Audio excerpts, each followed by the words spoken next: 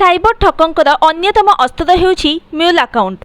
एभली अकाउंट रे केतेबेले केते टंका किए काहाकू देणनेण करुछि से सबु अकाउंटधारी जानिबार अवकाश न थाए। अकाउंट को अन्य जने परिचालना करुथाए। अकाउंटधारी को मात्र किछि टंका कमिशन मिलुथाए। एभली अकाउंट को अस्त्र भाव व्यवहार करी साइबर ठक माने लूट करती एवं लूट अर्थ को 10 रु 12 म्यूल अकाउंट जरिया स्थानांतर करी हड़प करि नियंती। एभली अकाउंट एबे पुलिस पाई चिंतार कारण। काउ खाइब पणस बग मुंडरे अठा भली साइबर ठक राकेट कोटी कोटी टंका हड़प करती एवं प्रकृत अकाउंटधारी मात्र 5 रु 7 हजार टंका पाई शेष में बंधा हुई जेल जाए। क्राइम ब्रांच, कमिशनरेट पुलिस और साइबर थाना पुलिस 50 रु अधिक मामला 8,000 रु अधिक म्यूल अकाउंट ठाब करिसेंती। एही अकाउंट माध्यम 3,000 कोटी रु ऊर्ध्व टंकार आर्थिक कारोबार होइथिबा जणा पड़िछि। मोटामोटी भाव में साइबर लुटेरा माने म्यूल अकाउंट माध्यम 3,000 कोटी रु ऊर्ध्व टंका चूना लगाइछंती। पुणी आश्चर्यर कथा जेतिकी म्यूल अकाउंट ठाब कर बहु अधिक म्यूल अकाउंट बजार में बुलुछि।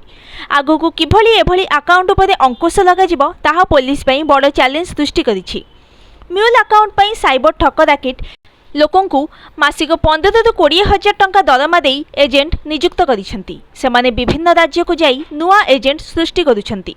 सेमाने किभली जाल बैंक अकाउंट खोलिबे से विषय रे तालीम दिया जाउछि। विशेष करी ग्रामांचल दुर्बल श्रेणी, कम पाठ पढ़िथिबा लोके और महिला को टार्गेट करुछंती। घरे बसी बिना पुंजी निवेश किभली लक्ष लक्ष टंका रोजगार करिहेबो सेमानंकु सुनेली स्वप्न देखाउछंती।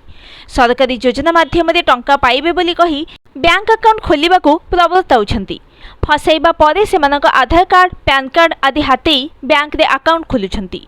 सेही भली परिचय पत्र को व्यवहार करी सेमानंक नारे सिम किणुछंती। प्रति अकाउंट खोलिबा पई लोकंकु स्वल्प हाथगुंजा देउछंती। अकाउंट गुड़िकरे ठक माने लोकंकर परिचय पत्र देई आनिथिबा मोबाइल नंबर को व्यवहार करी पासवर्ड हाथी नेउछंती एवं आर्थिक कारोबार उपरे संपूर्ण नियंत्रण रखुछंती। तदंतर जणा पड़िछि जे विशेषकर घरोई बैंक गुड़िकरे एही म्यूल अकाउंट बेसी। सेठारे ठक माने सहजरे अकाउंट खोली पारुछंती। एभली हजार हजार अकाउंट खोला जाउथिले ही बैंक कर्तृपक्ष नीरव रहुछंती। तेणु कर्तृपक्ष और कर्मचारी भूमिका को नहीं संदेह सृष्टि होउछि।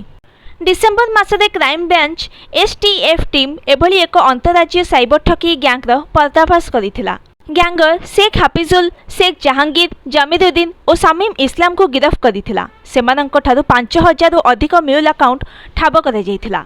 तदंत बेले जणा पड़िथिला जे गैंगर मास्टरमाइंड दुबई, मालेशिया, चीन भली देश रे थाई राकेटर परिचालना करुछंती।